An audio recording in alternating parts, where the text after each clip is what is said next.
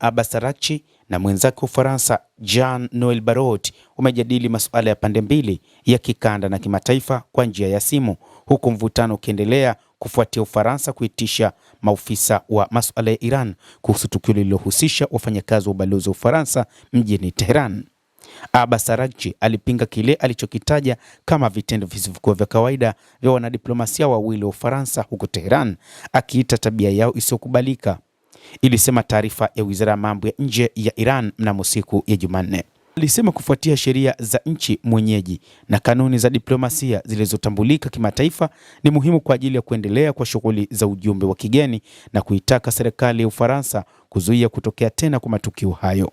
Araghchi pia alisema kufungwa kwa mlango wa bahari Hormuz ni matokeo ya moja kwa moja ya kile alichokitaja kama ukiukwaji wa ahadi za Marekani chini ya mpango mkakati uliokubaliwa na pande zote mbili mwezi uliopita, na vile vitendo vya kuongezeka vya Washington.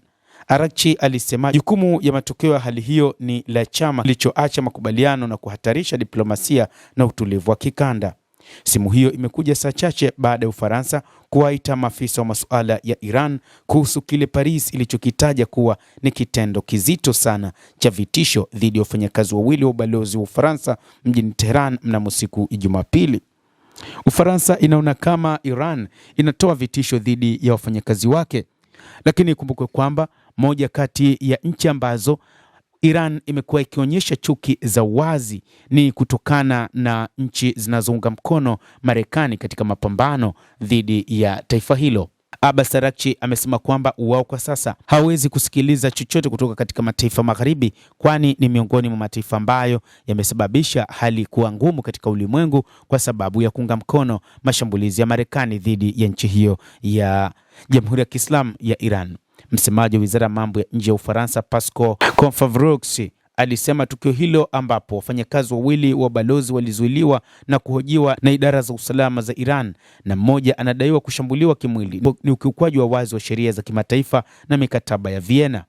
Hali hii ndio iliyomfanya Jean-Noel Barrot, waziri wa mambo ya kigeni wa nchini Ufaransa, kumpigia simu moja kwa moja waziri wa mambo ya nje wa Iran Bwana Abbas Araghchi kufanya majadiliano juu ya hilo.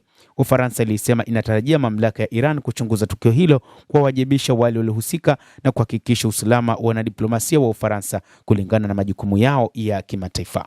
Mtazamaji, endelea kutufuatilia, lakini ni kusihi usisahau kulike, usisahau kucomment, kadhalika kusubscribe channel yetu hii ili upate habari hizi kwa mapana kupitia The World News. Naitwa Dam Hussein.